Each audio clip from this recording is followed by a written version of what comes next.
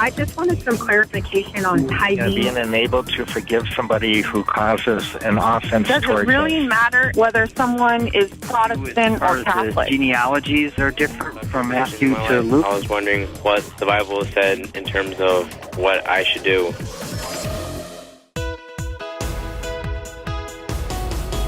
This is Pastor's Perspective. We're here every Monday through Friday providing answers on a variety of topics, including the Bible, end times, other religions, and the family.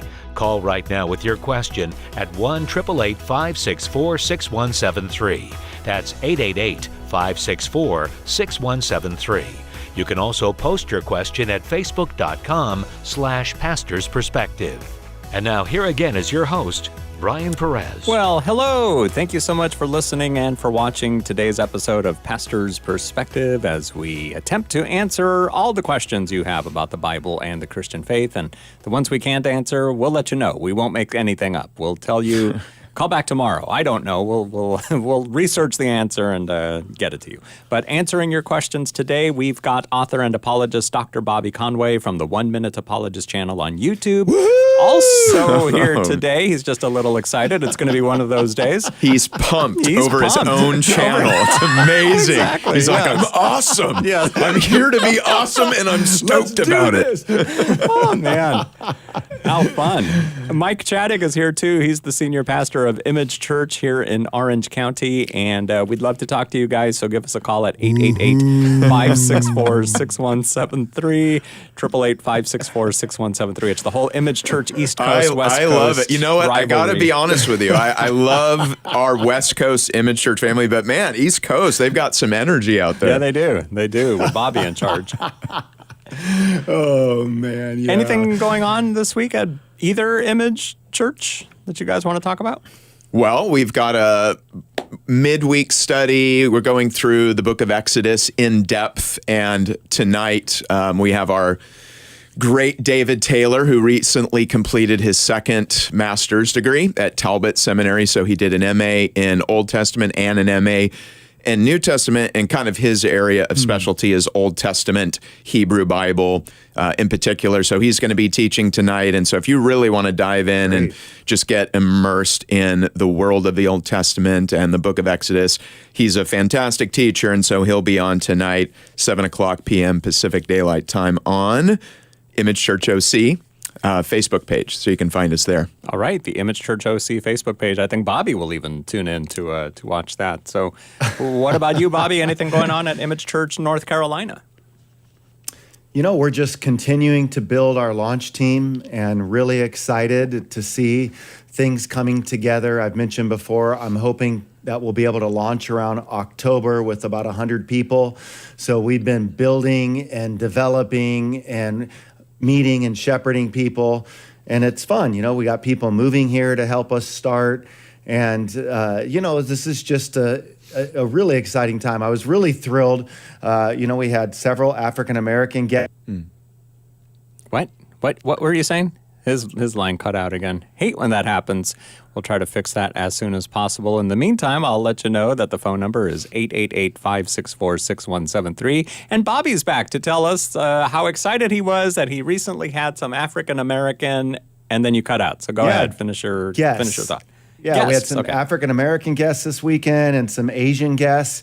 And so I'm just really stoked about that because I very much felt burdened in coming here to have a multicultural church. And so it's thrilling just to begin to see some of that happen. But we're not quite ready to launch at all. I would say that we're in our second trimester, and you don't want to take the baby out of the womb before it's ready or it stays in the hospital. So we're not giving birth quite yet, but we're just keeping an eye on it. And it seems as if that we're seeing good development. Very nice. So again, it's imagechurch.live to find out about Bobby's church and imagechurchoc.com to find out about Mike's church. All right, 888-564-6173. Let's start with a question or two sent in on facebook.com/pastorsperspective using the messenger feature. Yes, you can send in your question that way, but no guarantee you'll get an answer that way. So give us a call. That's the best way to get your question answered, 888-564-6173. So here's a question from Kamala. I don't think it's that Kamala, but here's the question. Why did Jesus come to earth during the Roman Empire generation? What was special about that time period? I mean, God could have chosen any time period or generation to come into the earth to die for all of humanity. But why then? Why them in that generation? Is there anything in the Bible that gives us clues? So yeah, I guess, you know, why didn't he come before that time or even now? Bobby, what would you say to Kamala? Well, the Bible tells us that the timing was perfect. In the fullness of time, God sent forth his son. And so we see that language right there in the scriptures. I think that there's a number of things for us to consider. Some might think, well, what about now? Like, what if right now was the ideal time? Well, then I would say, then people could argue, why did God wait until now instead of showing up earlier and allowing people for the last 2,000 years to be ignorant of the revelation of himself in the person of Jesus?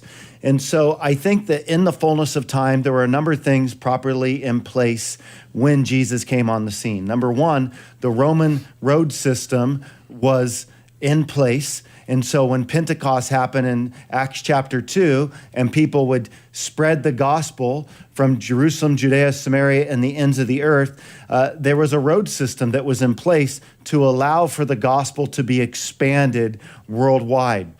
Not only that, there was some preliminary work to be done in order to help us to appreciate the beauty of the gospel. You can't understand grace apart from the law. And so it was important for us to understand the moral backdrop before Jesus came on the scenes. That is to say, we had a law that was properly put in place. We all broke the law. Jesus came and fulfilled the law. And then he also was able to fulfill all the typology, being the Lamb of God who takes away the sin of the world, being that Passover lamb. And so fulfilling the different feasts of the scriptures. And so basically, what's so beautiful about Jesus is it took time for the prophetic calendar to be fulfilled. So if he came before the time that he did, we wouldn't have a great appreciation of the prophecies that were fulfilled. But if he didn't come when he did and we waited till now, we might think, well, why did he wait so long? And so those would be a few things that I would say. Any thoughts, Mike? Yeah, I think Bobby is spot on. I mean, there's some things that are revealed and there's some things that are hidden. And the Bible doesn't reveal what we call the hidden will of God. There's reasons for which we cannot account for exactly why. But like Bobby said, I think there's things we can look at around that time period and we can say those things make sense as to why God would have done that. Just another one would be that the language of Greek became the lingua franca. So it was sort of a universal language that united the known world at that time. And so that provided access to the scriptures, right? And we know that prior to that, about 200 years prior, the Old Testament, the Hebrew Bible, was translated by 70 scholars into Greek in Alexandria, Egypt. And so the whole of the Bible, so the Old Testament already had been translated in Greek, preparing even the Greek world with the knowledge of the scriptures. And then you have the New Testament written in Greek. And so I'd say that's definitely a key reason. And like Bobby said, there's predictions as to when the Messiah would come. We think of Daniel 9 and the 70 weeks. Again, one could argue, well, but God could have chosen a different number of time to prophesy, you know. So again, there's some things that are going to remain hidden, but I think we can see some of the manifold wisdom of God in that specific time and place. All right. Kamala, thank you for sending in your question on facebook.com/pastorsperspective. Hope you heard the answer. If not, we will send you a message there on Messenger to let you know that we answered it today on June 16th. Another one from Facebook here. This one is from Suzanne in California. Who wrote Genesis in the Old Testament? I ask this because my brother is constantly telling me that he doesn't believe the Bible because it's comprised of stories, not truths. It's an ongoing discussion, and I'm frustrated with him, often feeling defeated and unable to witness to him. He says that the book of Genesis and the Old Testament is made up because if God wasn't here to physically write it, then how do we know it's true? Mike, what do you tell Suzanne, or Suzanne's brother specifically? Yeah, well, that's obviously a very common, popular way of looking at the Bible, and that wouldn't be related only to the Torah or Genesis. I mean, people just can look at the whole Bible that way. They can even look at religion that way, as a matter of fact. So we live in this modern world where many people view religion simply as the religious experiences of ancient people, and that's how some modern materialists look at religion. But we don't look at the world that way. We don't look at reality that way. We believe that reality consists of eternal realities, immaterial realities, that whatever first brought the material world, universe into existence couldn't have been an effect of that. It had to be something beyond that. And so something immaterial, something infinite, had to bring the material and finite world into existence. And religion, by and large, is referred to that as God.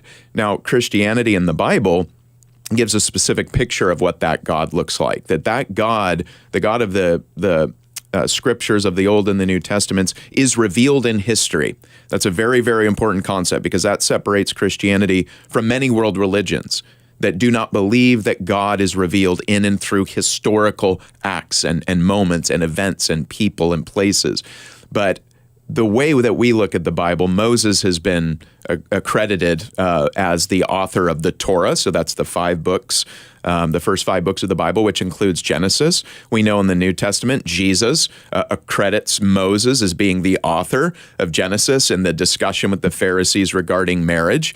He points out that, have you not read what Moses wrote, what Moses said, that God made them male and female. And so again, the Bible itself refers to Moses as the author.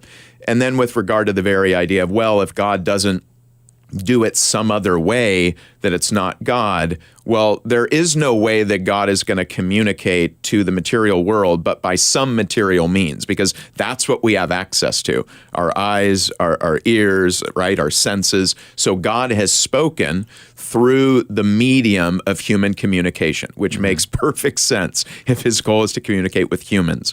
And so he has done that at various times and in various ways, as the beginning of Hebrews states.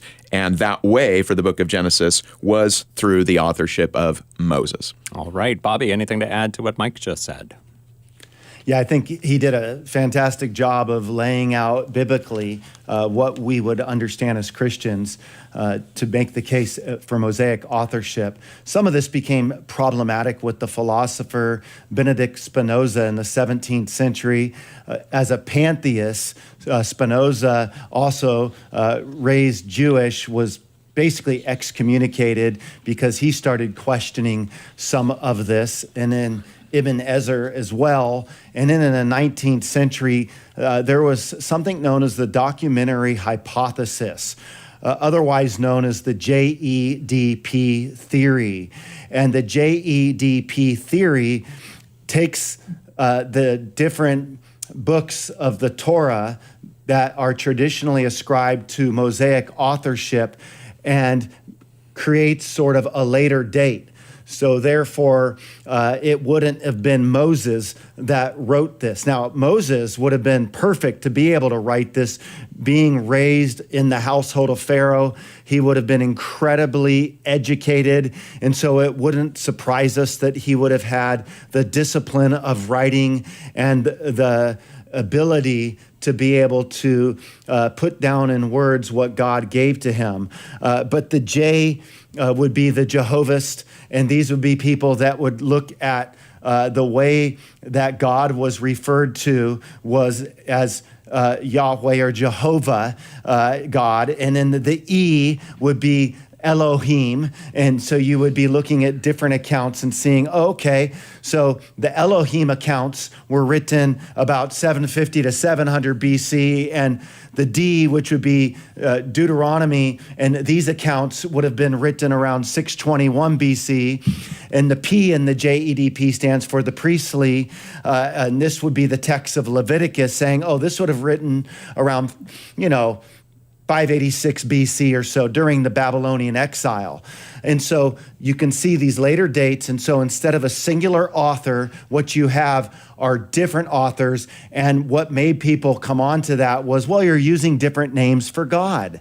And so why is that? You're using Jehovah or Yahweh in some accounts, and you're using Elohim in others. So why would Moses go in and out? So it must have been, separate authors. And so this redaction, this editorial process began to transpire.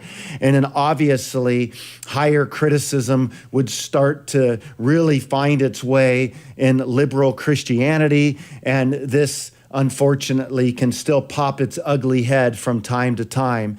And I do think that sometimes people want to say, oh, well, how did Moses write the last chapter of Deuteronomy? How did he record his own death? And well, obviously he didn't record his own death. We believe that probably Joshua, his successor, would have done that. Suzanne, thanks for sending in that question on Facebook.com/pastorsperspective. One more from Facebook, really quick. Terry in California wants to know if we've heard of emotion code therapy. Terry says people that are involved in it use scripture to make it seem as though it's Christian-based, but I don't think that it is. Bobby, what do you know about emotion code therapy? Well, this is based on a book that was written called The Emotion Code. And maybe some people have heard of it. It's getting some different traction right now. It was written by Bradley Nelson, who's a chiropractor. And Bradley Nelson has, been said to be a Mormon. I can't back that up on my own, but I have heard that. Now, it's the idea that our body has trapped some of our trauma in our emotional past. And so basically, you have this conscious and subconscious. And the body stores on a subconscious level energy, and our thoughts and our emotions, and all of this is a form of energy. Now that makes me nervous a little bit, because I don't think our thoughts are energy. Our thoughts are our soul or our spirit, and it's immaterial, and I don't know that we can tap into that in an energy field. So it's a bit new age to speak of thoughts being a form of energy. And so I would say that people could look at Facebook. Marcia Montenegro has written different stuff on the emotion code, and she is somebody who came out of New Age, and she'll talk about some of the code words that we have to be conscious of, like balls of energy or energy field or energy balancing that Dr. Bradley uses. And so here's something that concerns me. I'm all for figuring out whatever we can with neuroscience, and God's given us the book of nature, and we should be very open to findings in neuroscience to learn all that we can to be well. But I feel like some of the subconscious talk here reminds me a little bit of my studies in my PhD research on Freud, like the whole idea of sexual repression is in our subconscious level, and we need to bring it into our conscious ability, and all of this forgotten past. So I'm not saying that there aren't traumas that don't get trapped, and I'm not saying that it's not okay for us to just do some exploratory work. And I also would be the first to say that things like lack of confessing guilt can cause paranoia and mess up our mental life, and can cause heart conditions when we get bitter and anger. I do think there's some connections there, but I am uncomfortable when it starts sounding like New Age or a little bit like Scientology. And so we just have to be careful that we give a scrub down on that way, and we keep our discerner in place. And Marcia Montenegro's website, if anybody's interested, it's christiananswersforthenewage.org. Christian Answers, plural, for thenewage.org. Mike, anything to add about what Bobby was talking about? Well, I think that was extremely helpful. I wasn't familiar with that myself. But like you said, just the idea of dealing with repressed emotions and thoughts, emotions tied to experiences, which in turn affect your physical health. I mean, again, I think there's aspects of that can be true, but who's interpreting that? And a great question to ask, and I think Bobby was kind of pointing this out, is what is the doctrine of man being assumed here? Because again, everyone has a doctrine of man, right? They have an anthropology. And a typical modern one, not exclusive, but modern Western, is man is just material. That's all you are. You're just a physical body. It's just your brain. It's just emotions and chemicals and energies, and that's it. And they tend to downplay or even deny the existence of the soul. And I think for Christian spirituality, that's a significant problem that we don't want to ignore. There's actually spiritual problems or problems with your soul, and that cannot be reduced to atoms and physical energy. And so that's a dangerous kind of path to go down if you buy into that sort of worldview. So I would just say we should always be doing that. What kinds of things are being assumed in this book or in this new theory that's going on? Another thing, just kind of reading the back of the book here, some of these things, they're very self-centered. If you notice that, they're egocentric. It's like, you have this and you have this in your past, and you. And the Bible, of course, is Christ-centered. It is focused on Christ and what God is doing, and that He is most glorious, and that we are seeking Him. And by seeking Him, as we draw near to Him, we become like Him. And so I think sometimes, I'm not saying this is necessarily the case, but sometimes things like this distract people from focusing on Christ, and they begin staring at themselves. And I think that can take you down a road that is certainly not sanctifying, and I think can even be harmful. Yeah. Bobby, closing thoughts? Yeah, I mean, I think the caution that I would have, I think sometimes what can happen is you get people who can write under the tagline of Christian or Mormon, whatever it might be. but they're not necessarily theologians. And so if you're trained, even let's say as a neuroscientist or a psychiatrist, these books come out, and I can recognize myself as a theologian, and I know Mike could as well, that I appreciate some of the writings and books that can come out on neuroscience, but I do see some of the errors that they make theologically, in particular as it relates to what is the soul and things like that. And so it's just a challenge to me to always remember when you get outside of your field to do your best to do your homework. And so you have these experts sometimes that aren't philosophers, they're not theologians, but they're Christians, let's say, in their medical practice. And they might love their Bible. And then they write a book applying what they've learned in their medical practice. But they make some theological fallacies that become problems that, apologists then have to kind of clean up down the road. And so I guess the warning would be on one side for those who want to write. That's wonderful. And if you are gifted in a particular field that's outside of the ministry and you want to show how Christianity can make sense of your field and how it can benefit, just make sure that you have some theologians. You don't have to become a theologian, but have some theologians vet your work. In the same way that when I was writing on Nietzsche and Freud and Darwin, those weren't my fields of expertise. But doing my doctoral work, I had to have my work peer-reviewed. And the reason it had to be peer-reviewed is because of my potential to make some real mistakes in that area. And even in my doctoral defense, one of the things that was interesting, as a theologian myself, I found myself having my work reviewed by another theologian who reviewed my work on the atonement. And interestingly enough, he was much more of a theologian than me, having done his doctoral work in it, and I only did my master's of theology in it.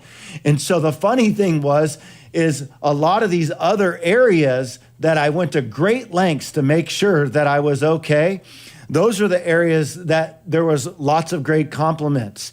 But funny enough, in the area where I was more trained in theology, I had this doctorate of theology saying, now I saw some holes here that you were making that were kind of standing out to me, and this is something I would encourage you to back off on or be cautious of. And I scratched my head and I thought, wow. And it's just interesting. Here's the deal. No matter how much we know, we're all borrowing scholarship to make our case. So let's just make sure that when we borrow that scholarship, we're borrowing the right kind. Terry, thanks for sending in your question on Facebook.com/PastorsPerspective. And now we'll go to the phones, 888-564-6173. We were just talking about the Mormons, I should say, and Nancy in California has a question about the Church of Jesus Christ of Latter-day Saints. Hi there, Nancy. Hello. So I'm just concerned because my friend, she is now going to Latter-day Saints, and I'm just I don't know what to tell her because I'm studying Christianity in the Bible, and I don't know what to say because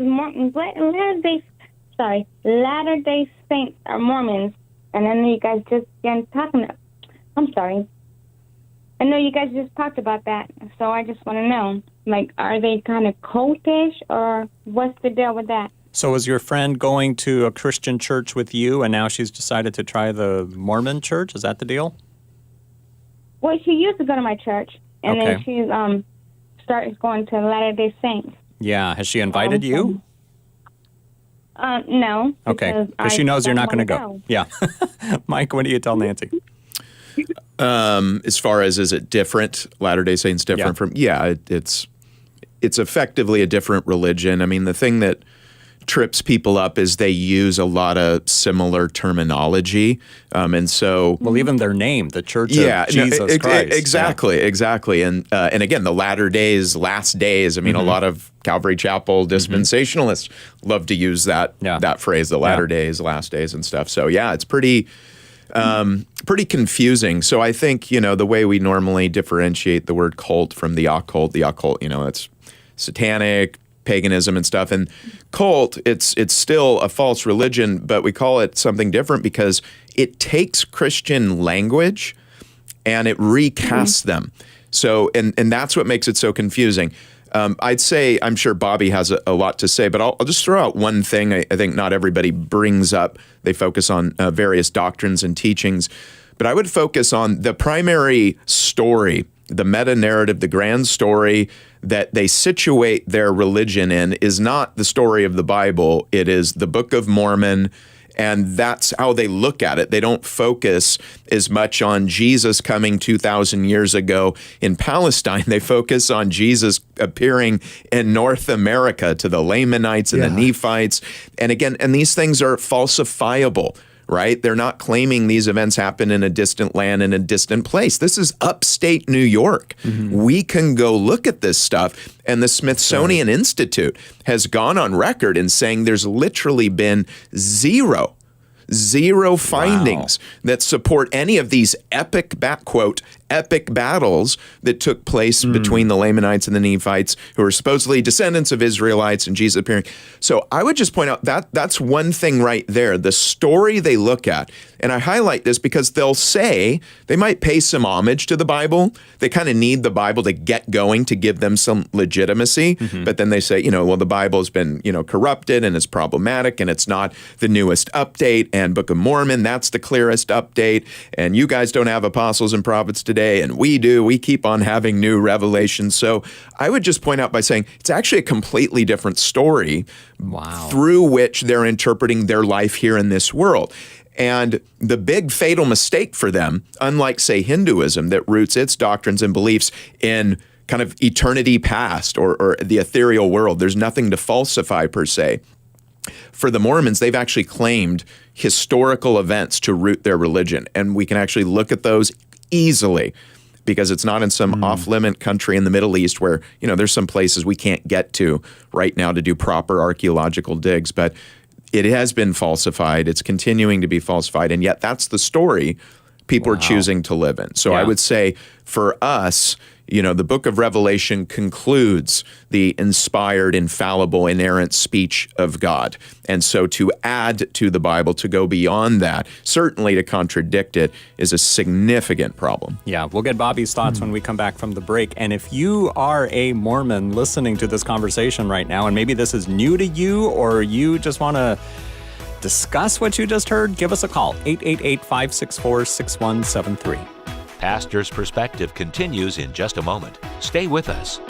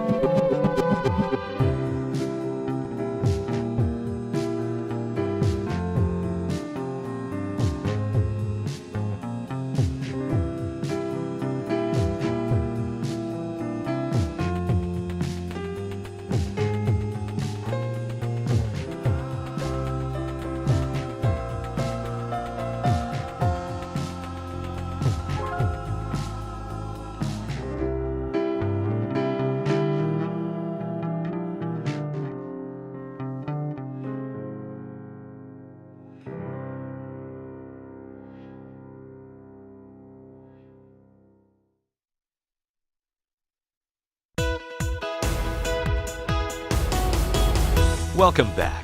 Pastor's Perspective continues with your question to 1-888-564-6173.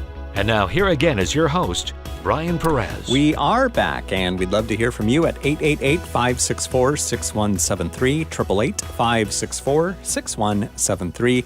Answering your questions today are Mike Chaddick, the senior pastor of Image Church in Orange County, California, and on the Bobby Cam, it's author and apologist and pastor Bobby Conway, the pastor of Image Church in Charlotte, North Carolina. And right before the break, we were talking about Mormonism, and Mike brought up some very good thoughts. And Bobby, I'd love to hear yours as well. What did you want to tell our caller?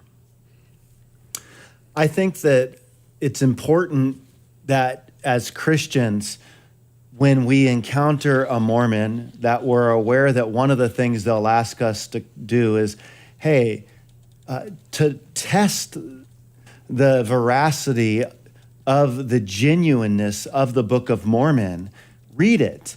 And there'll be a special burning in your bosom. And that will show you the truthfulness of it.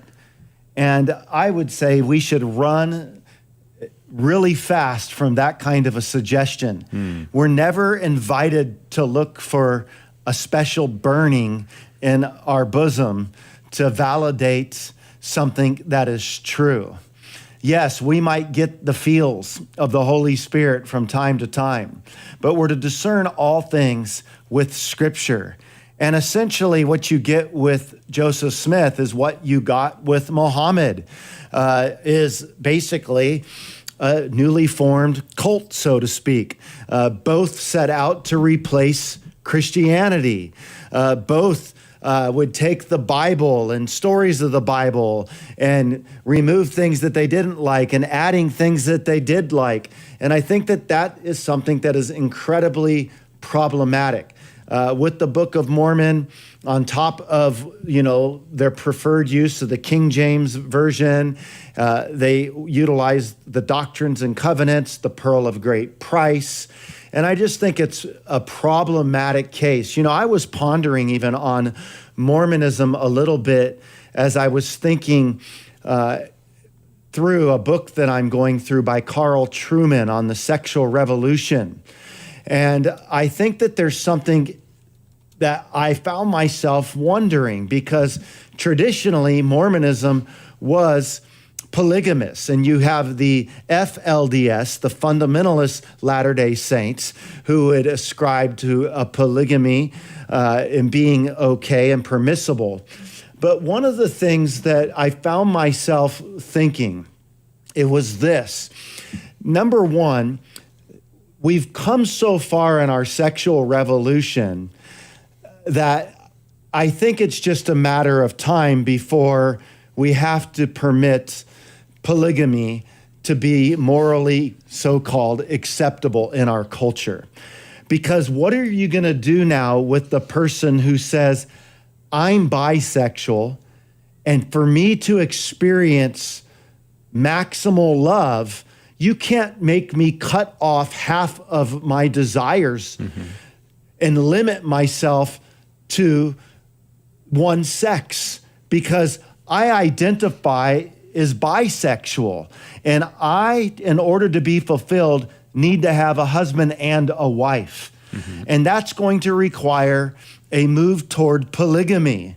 And we've made moral decisions in our culture so much so that I don't think we can escape some of the further consequences of the moral free fall that we're now in.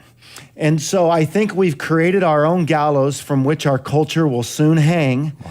And as I say that, I wonder when we become, when we become a polygamous culture, I wonder if Mormonism will get back to their Mormon teaching of polygamy. Right. And it can even get worse than polygamy if we, somebody who's attracted to children or something can say, nope, this is what I feel, so therefore you must, I don't know. It's just crazy world. Well, inherently the idea is right now that freedom means doing whatever you want to do, and that love is defined solely by the individual's feelings and desires, and that society not only must allow but promote anything it's hypocritical to say the slogan, the catchy slogan right now is "Love is love." Well, can't anyone say that, right? Can't the polygamist claim love is love? Can't, like you said, anybody who's deviant anyway, why can't they say the same thing? And I think obviously they will at some point. When that happens to be, may be due to a variety of factors, but that it can be is certainly a scary thing. And we're going the way of the book of Judges, where everyone is doing what is right in their own eyes. Yep. And we're heading for serious societal collapse here in the West. Yep. Nancy, thanks for sending in your question on Facebook.com/pastorsperspective. 888-564-6173 is our number. Let's stay in California for our next call from Aaron. Welcome, Aaron. You are on with Bobby Conway and Mike Chaddick. Yay, I'm so excited. Thank you for taking my call. You bet. I am going to visit my father tonight for Father's Day. I'm flying out, and he's ill. He has sepsis and a UTI, which he had 2 years ago, and miraculously, wonderfully, was healed from that. And so I'm going to visit him. I visited him earlier this month, and I noticed that he's I don't know if you know, but in elderly people, sometimes a UTI, I did some research, and it can cause them to hallucinate. Yeah, it can be very bad. Yeah, really bad. But he recovered from that 2 years ago, thank God. So here we are again. We've put him in hospice like we did 2 years ago. And I noticed when I went home earlier this month, he's in and he's out of, lucidness, I guess. And I noticed my dad is a staunch Catholic. I am, born again Christian. He does talk when he's all there, but he's, wanting to speak to the priest. The priest has to tell him that he's, basically going to heaven. And I noticed, which really made me sad, that he feels like, none of us are deserving of heaven. We have to earn it. So I just wanted to ask you, gentlemen, some scriptures that I can share with him. I know, there's no mediator between man and God except for Jesus, but that I could share with him because he feels like he has to earn it. And he's, he really wanted to see the priest, and he wanted to make sure that he was getting into heaven. Yeah. And he's a believer. I know my dad is a believer. Yeah. Mike, we'll start with you. What do you tell Aaron? Yeah, no, that's such a great question. That's fundamental for everybody, because I think deep down everybody believes that they don't need God. They don't need Christ. They can be a good person, and hopefully their good deeds will outweigh the bad, or they're just not that bad to begin with, or some variation of that. So yeah, a few scriptures that I think would be good. So negatively, to point out the idea that there is no amount of work we can do that's going to make us good enough would be Romans chapter 3. Very important. If you want to narrow it down a little bit, you could say verses 19 through 26, but it points out, for example, verse 20, therefore by deeds of the law, so that's even doing what God said to do. That's what the law is, right? The Torah, the law of God. Therefore by the deeds of the law, no flesh will be justified in his sight. For by law is the knowledge of sin. So again, even if you were to try to keep all the rules are actually there to point out you're a sinner. That's actually the primary function, is to reveal your need for a Savior. And then on a positive note, so that's pointing out, look, no matter what you do, everyone's sinned and fallen short of the glory of God. That's Romans 3:23. Positively, Ephesians 2:8-9, for by grace you have been saved through faith, and that not of yourselves. It is the gift of God, not of works, lest anyone should boast. So not only are we told right there in Ephesians 2:8-9, we're saved by grace, we're given the logic. We're given the logic of grace. The reason grace comes in is to decimate our pride and to render us totally unable to merit any of God's favor whatsoever. We have to confess there's nothing we can offer God whatsoever. Nothing whatsoever. The only thing we contribute to our own salvation is the sin that made Christ's death necessary. And so that highlights it is all of grace, not of works. Romans 3, especially, as I said, verse 20 and 23, highlight no amount of work we do is going to get us there. And of course, as a picture, the thief on the cross. What did that man do but believe? Nailed to a cross. He's got hours to live, minutes to live. He's done nothing but confess that Jesus is Lord. Good points. Aaron, hope that helps you talk to your dad when you go see him. Thanks for calling us today on Pastor's Perspective. And next we're going to go to Las Vegas. Here is Jay. Hi, Jay. How are you listening to us today? Hello, pastors. I just want to say hello and congratulate you guys on your show. Oh, thank you so much, Jay. How are you listening to the program, Jay? Oh yeah, because they took it off, huh? They took it away. Yeah, man, that's I know.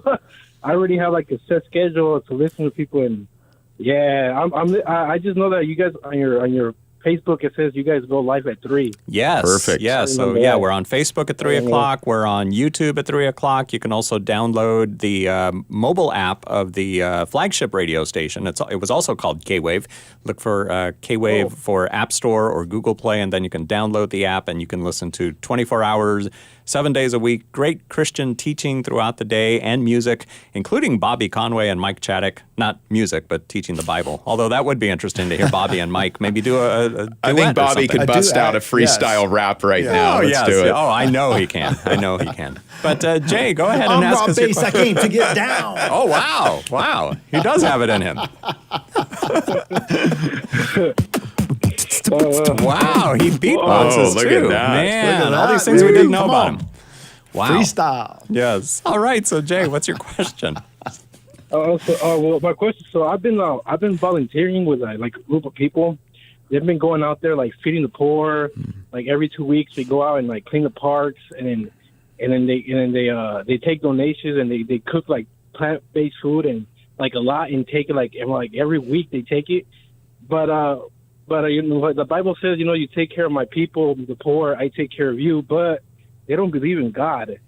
Wow. Like, they know who he is, but they're just like, we don't believe in him. They believe like in themselves, you know, that new era. I don't know what that is, but they believe in themselves. Like, I don't know, but I just want to know, like, do they get blessed? Because I know God says, I bless you that you take care of my people. Are they still blessed because they're literally going out there, like putting their time, their money, and going helping? Like, I know a lot of Christians or Christian like churches that don't even do that, but I just want to know, like, are they still blessed? Or I know before the question, I know you said that no matter what works you do, will get you in. Right. I just want to know, like, does he still bless them though, even though? Yeah, Mike, what do you say about that? Yeah, no, that's a great question. I mean, theologically, it's an easy answer. Well, no. Romans 14:23, whatsoever does not proceed from faith is sin.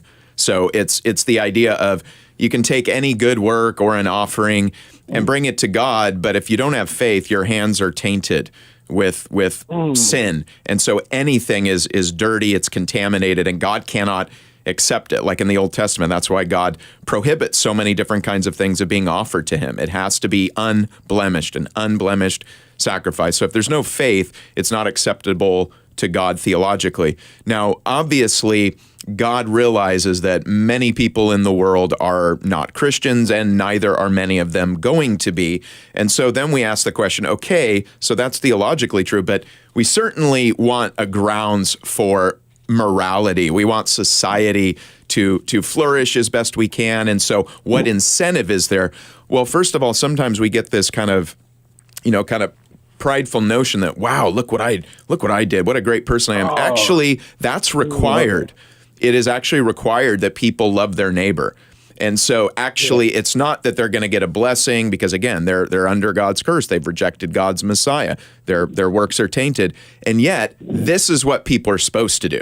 This isn't setting the bar high. This is just, hey, we're supposed to be loving our neighbor. We're not supposed to be saying, hey, look at me. I posted a picture on Instagram of handing a sandwich to. It's like, it's not about you. This is what you're supposed to be doing. So they certainly wouldn't be judged at the day of judgment on that basis, whereas other people who not only have they rejected Christ, will they not be going to heaven, but they will also be condemned for the many good works they refuse to do. Mm-hmm. Bobby, any thoughts to add? You know, I think that we're not to be surprised, or I don't think we should be surprised that we see good behavior come out of a non-believer, because they're still created in the image of God and they have the moral law within. They just fail to give God the credit. And I think that that's what ends up happening. And so instead of looking at it like in terms of blessing, I would see it as maybe there would be a sort of fulfillment that they would experience because they're operating out of their moral conscience and they're reflecting something of their original creation in that they're showing care for somebody else. And they might have the blessing then, so to speak, of feeling good and knowing it's healthy to get out of yourself. But some could argue, well, they're not really doing it unto the glory of God. They're doing it because they want to feel good. And then that would be a sin in of itself as well. And so it would be somebody that would say, you know, you don't need to believe in God to do good, but God needs to exist in order for there to be such a thing as objective good. So there are people that do good things, like there are atheists, and I concede that. And so for me, when sharing the gospel, that's why I would much rather start with the good news of originally we were created in the image of God, and it was good. Instead of, as some people, they want to just start off with total depravity. And I want to be able to say that in Genesis 6, we still reflect the image of God.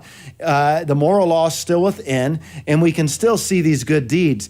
But to Mike's point, anything that doesn't proceed from faith is sin. Now, I don't look at that sin like it's sinful that the person fed a poor person, but rather feeding that poor person in the spirit of sin, you still fall short of the glory of God because we need the justification of God's atoning work on the cross to save us. So it's not that, that you go out, well, why should an atheist bother feeding people then if it's still sin?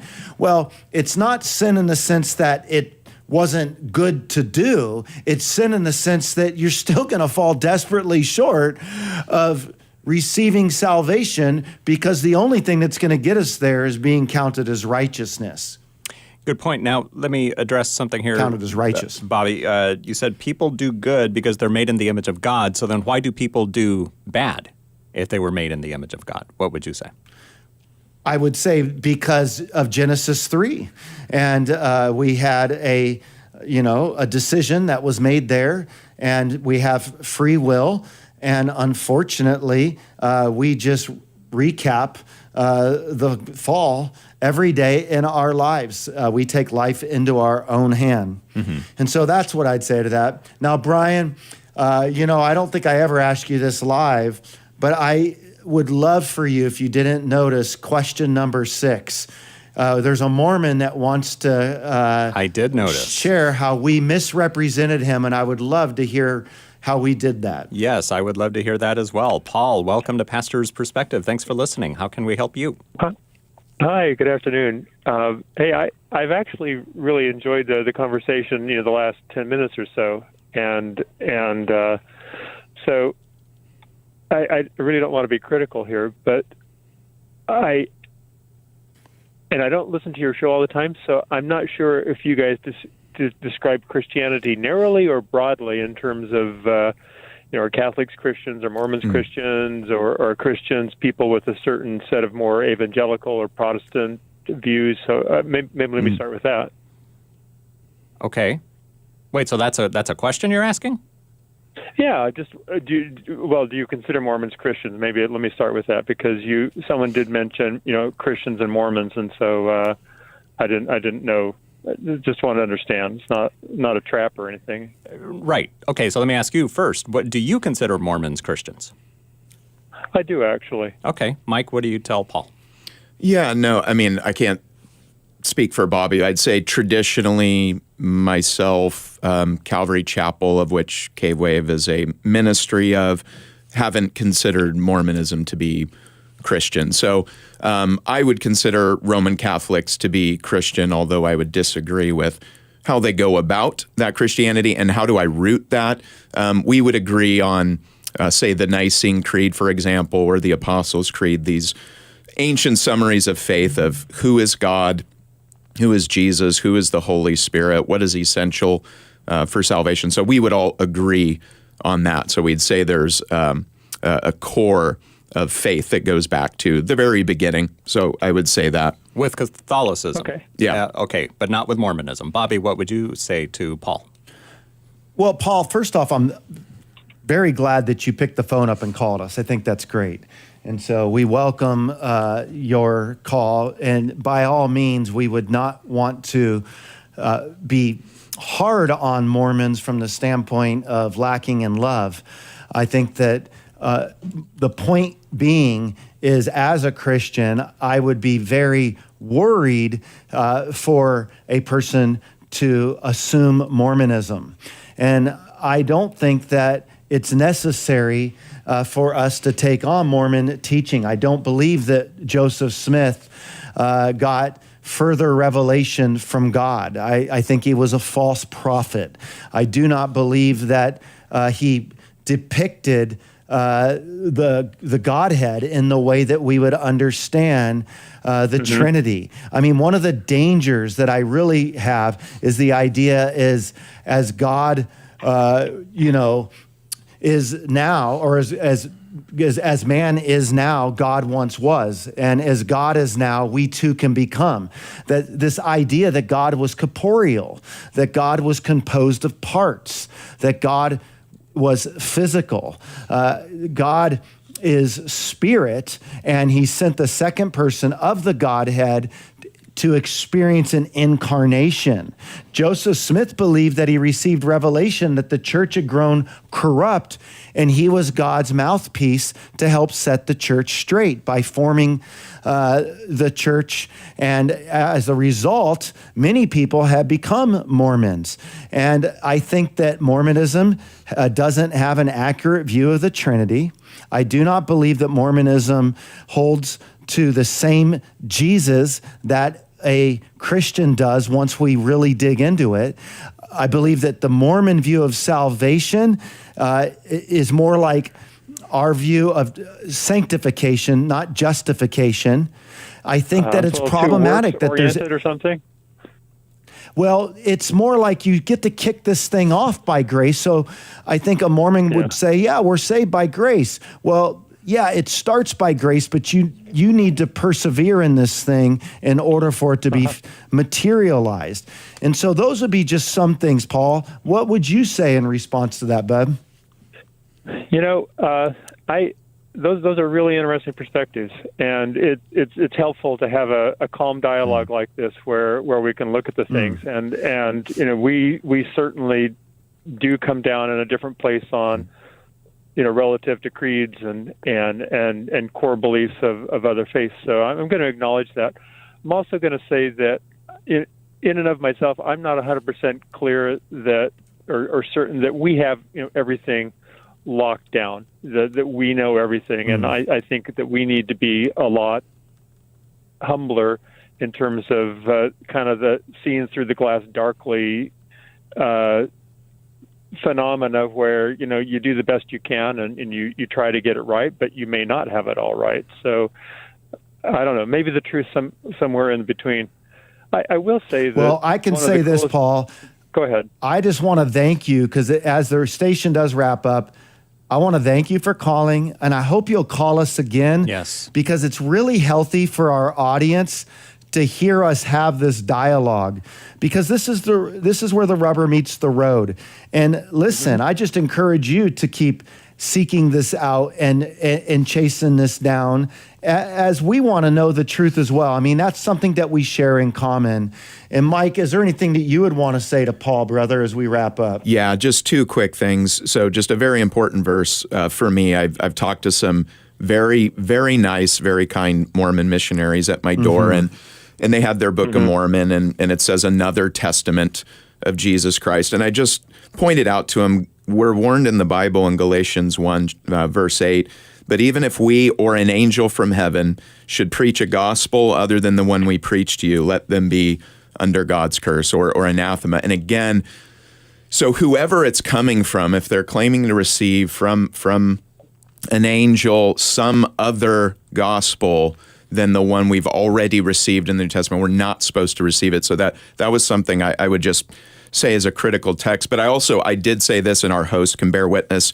after my comment, I did want to make sure to say, while I would push back against the Mormon belief system, I do think there are some very nice, sweet Mormon people out there. Paul, you sound like one, so I want to make sure no one got the impression that I'm trying to make this a personal issue. This is about beliefs. Absolutely. Yeah. And Paul, it is not a coincidence that you never listened to this radio program before, and today you tuned in and you got to call in and ask your question, and we invite you to keep listening. We're here every day, Monday through Friday, from 3 to 4 p.m. Pacific time, and the station I'm assuming you're listening to is Christian Teaching 24/7, so keep on listening. Thanks, everybody, for listening. We got to go. Bye-bye. Thanks for listening to Pastor's Perspective. We trust you've been blessed and had your question answered. Join us Monday through Friday and follow us on Facebook at facebook.com/pastorsperspective. The preceding was sponsored by Calvary Chapel, Costa Mesa, California.